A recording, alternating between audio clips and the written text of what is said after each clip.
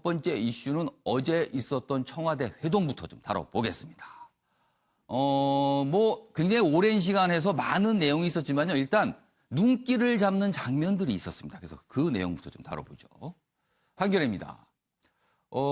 황교안 대표가 이렇게 얘기합니다. 감정적 접근은 안 된다. 아까 일본과의 문제죠. 그러자 문재인 대통령은 반일 감정 없다. 그리고 가질 생각도 없다. 뭐 이런 대화가 오갔다고 소개가 돼 있습니다. 그리고요, 여기 보시면 회동 스케치, 그러니까 여러 가지 좀 흥미로운 장면들을 소개한 겁니다. 이런 모습이 있었군요. 각 당 대표들이 각 당의 상징색 넥타이를 메고 왔답니다. 그러니까 뭐 빨강색, 파란색, 노란색 뭐 그렇게 넥타이 색깔이 다 달랐다는 거고요. 그리고 초반엔 덕담을 나누며 화기애애했다. 후반부 갈수록 입장 고수 신경전이 벌어졌다.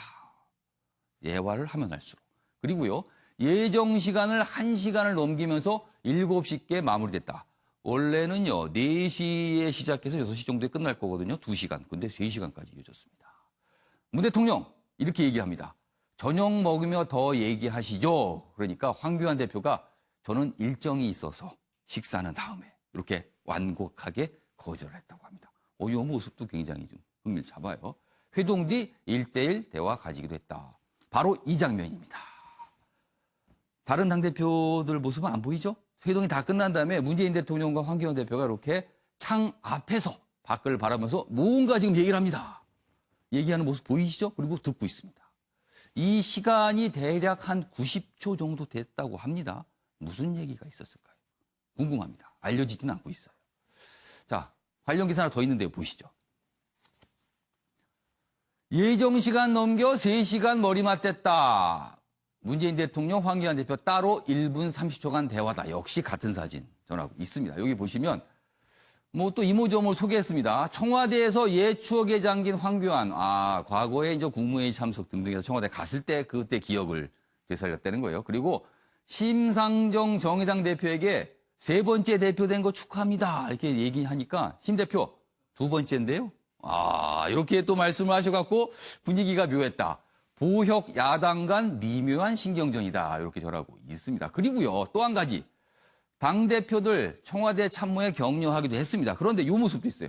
전현직 청와대 대변인 만남은 불발됐다.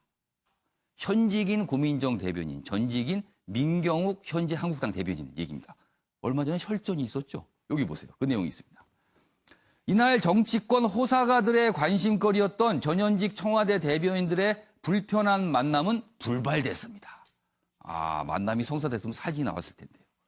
한국당에선 민경욱 대변인 대신 전희경 대변인이 회동에 임했기 때문이고, 그러니까 고민정 대변인을 못 만난 거예요. 현장에 있었는데. 그래서 불발됐다. 최근에 설전을 벌였는데 좀 눈길을 잡는 모습이 연출되진 않았다는 겁니다. 자, 그럼 여기서요, 저희가 지금 제가 기사로 쭉 설명 들었는데 실제 영상으로 확인해 보는 게 최고입니다. 보겠습니다.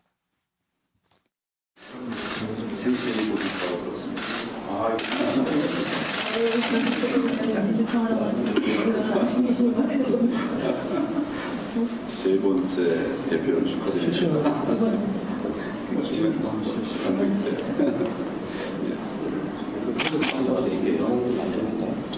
그래도 되죠. 좋죠. 우리 통화가 되는 거 이제 여기서 저는 통화가 했었던 것 같은데. 가끔 보시면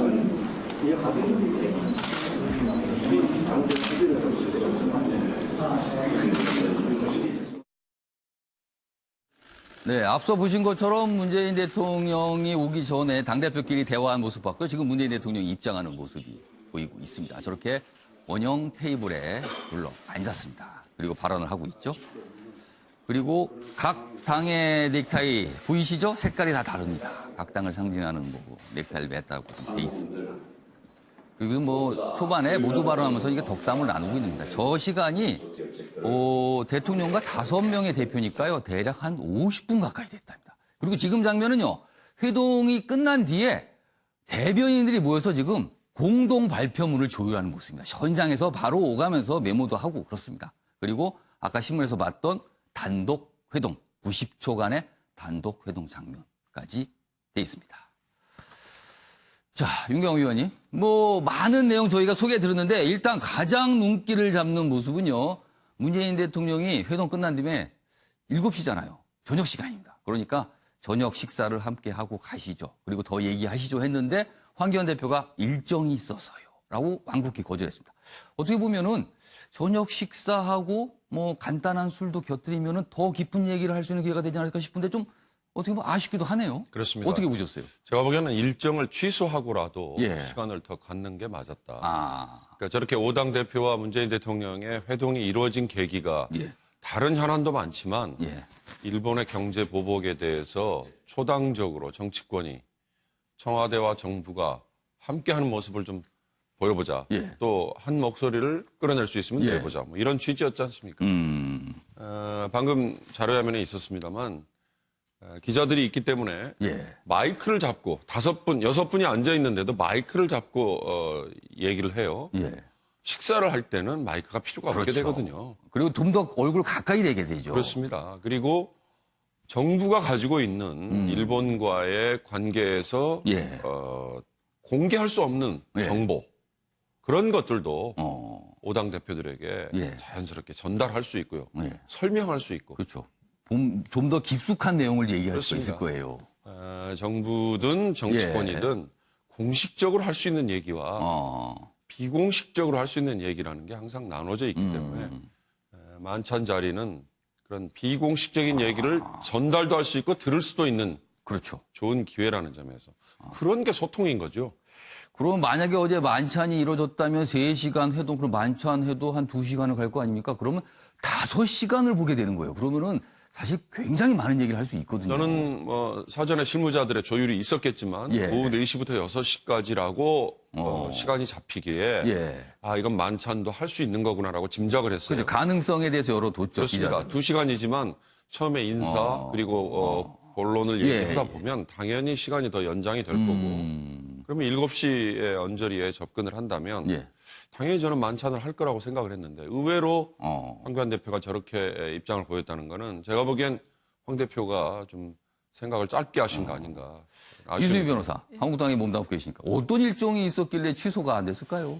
글쎄, 4시에 시간을 잡았을 때는 예. 보통의 사람들, 아니, 이렇게 당에서도 그렇고 황교안 대표도 그렇고 예상을 했었을 거예요. 이거 저녁을 먹을 수도 있지 않느냐. 4시라 그러면은 우리가 보통 개인끼리 약속을 잡더라도 예. 그리고 다른 것도 아니고 정말 어렵게 만난 이제 청와대 회동인데 예. 그러면은 이 기회를 어떻게든 이용해야 된다는 생각을 했어야 하는데 그럴 수는 있죠. 이제 야사당이 다 같은 생각이 아니고 어찌 보면은 정말 예. 심상정 대표는 저 2번째 아니고 3번째입니다라고 꼭 그 자리에서 그렇게 고쳐줬어야 하는지 예, 모르겠는데 그리고 그 일성이 한국당 같은 세력은 없어져야 한다는 게 한국당 퇴출을 얘기하고 네, 일성이었죠. 나왔었어요. 아주 그러니까 호의나 호감이 예. 없는 자리다 보니까 불편했을 수 있고 또 황교안 대표 지금 한국당의 대일 시각이라든가 또 지금 외교 안보 라인이라든가 여러 가지로 다른 야당들하고 얘기가 같지는 않았을 거예요, 시각이. 예. 그럼 그런 얘기를 계속 하는데 황교안 대표가 좀 불편했을 수도 있겠죠. 하지만 애드립을 발휘했어야 한다. 저는 문재인 대통령께서 저녁 시간을 비워뒀다라고 했을 때는 성의를 보인 거라고 생각하거든요. 그렇죠. 일정을 다 비워뒀다는 얘기까지 나왔었어요. 그러면은 저녁 다른 일정이 있어도 취소를 하고 앉아서 그러니까 식사를 하면 그게 불편한 자리더라도 예. 혼자서만 이제 그 4대 1로 다른 얘기를 하더라도 그렇더라도 문재인 대통령이 정말 어떤 생각을 갖고 있는지 북한에 대해서는 일본에 대해서는 미국에 대해서는 아니면 지금의 소득 주도 성장이나 이런 게 지금 공개적으로 나오는 얘기하고 그렇게 식사 자리에서 하는 얘기에서 저는 정보를 얻어왔어야 된다고 봐요.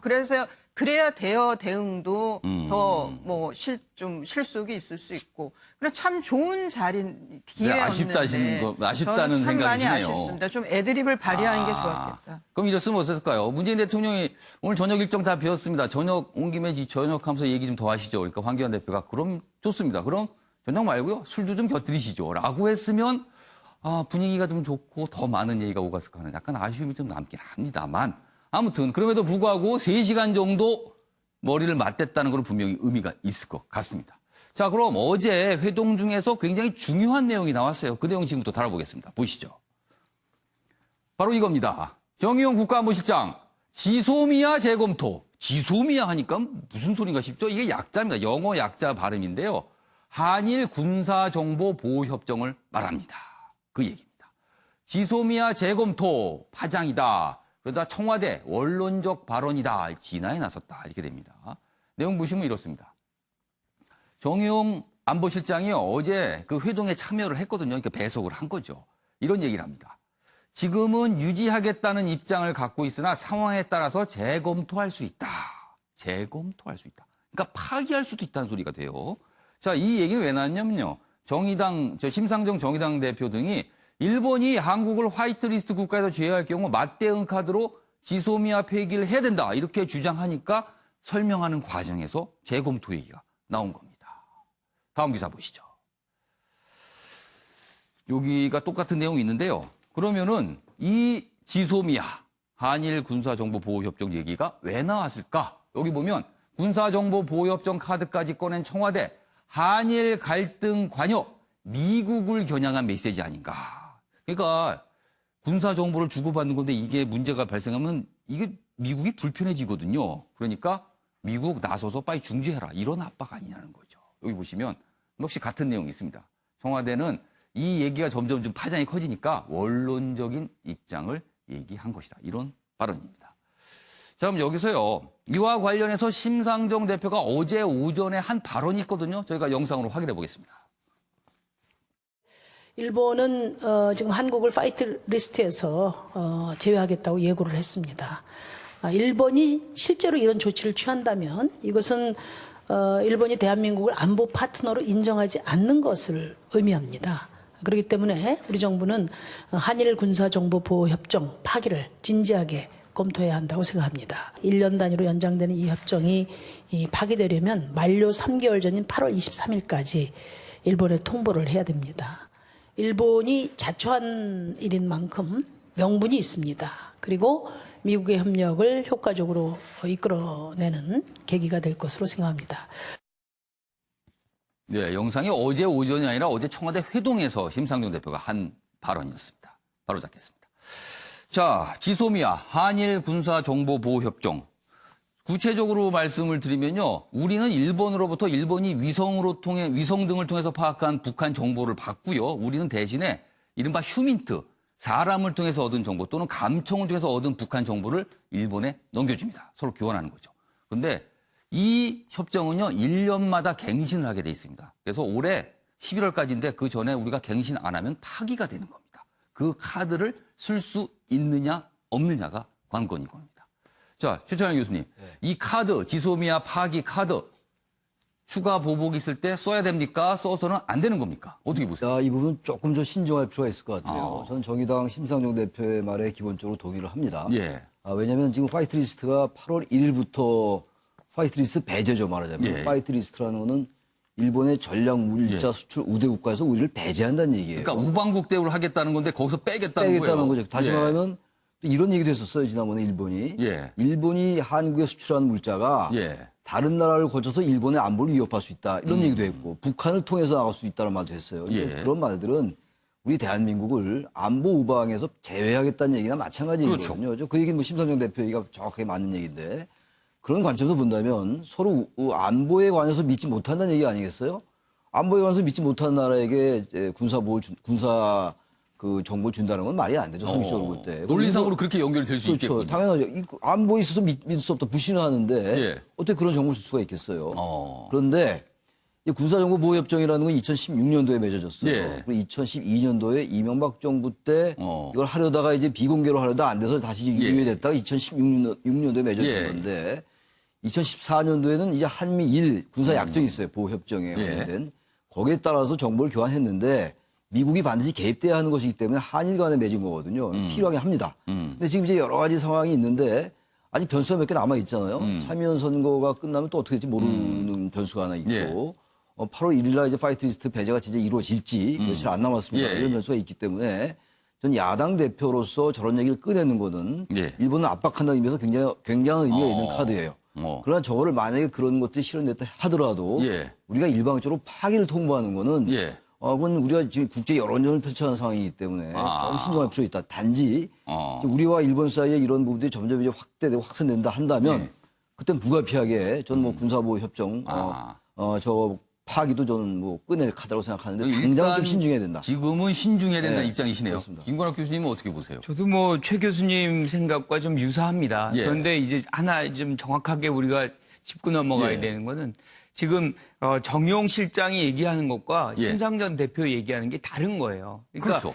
예컨대 제외랑 화이트리스트 제외랑 상관없이 우리는 이 부분을 파기해야 된다는 예. 것이 심상정 대표의 얘기고 당장 쓰는 카드다라고 그렇죠. 얘기하는 거죠. 하지만 정용 실장은 상황의 변화에 따라서 즉 화이트리스트에서 배제할 경우에 우리는 이것을 할 수 있다라는 재검토 얘기인데 대상이 된다. 사실은 유지할 수가 없어요. 그러니까 논리적으로 사실은 화이트리스트라는 것이 안보 협력국에만 주는 일종의 예. 최고대에 비슷한 거거든요. 예. 그런데 거기서 우리를 제외한다는 거는 예. 안보 협력국이 아니라는 건데 우리가 군사 협력을 한다는 것은 그 자체로서 논리의 모순이 발생하는 겁니다. 그러니까 이건 일방적으로 우리가 줄 수 있는 상황도 아닌 거예요. 예. 거기서 안보협력국이라고 규정을 딱 아니라고 규정을 했는데 예. 우리만 일방적으로 안보협력국을 계속 유지할 수는 없는 거죠. 그러면 제가 궁금한 건 두 분, 저 최 교수님하고 김 교수님 모두 만약에 지금으로는 화이트리스트 제외가 거의 확실히 되거든요. 제외가 될 경우에 우리가 바로 이 카드를 써야 됩니까? 그건 어떻게 보세요? 저는 그 카드도요. 당장 그 시간을 당장 하는 건 아니고 예. 여러 가지 변수를 고려해서 예. 저는 정말 이게 안 된다라고 생각하면 파기해야 되는데 예. 화이트리스트 조치가 시행됐다고 바로 그것을 시행하는 건 우리도 파기하는 건 저는 좀 그건 시간을 줘야 조금 된다. 김건학 국제 교수님. 여론전에서 볼 때 우리가 좀 명분이 예. 딸릴 수가 있다. 우리가 김건학 교수님은 90일 어떻게 보세요? 전이거든요. 90일 전까지 예. 통보를 해줘야 되는데 그래서 8월 달에 아마 우리가 8월 말까지 하면 예, 됩니다. 그렇죠.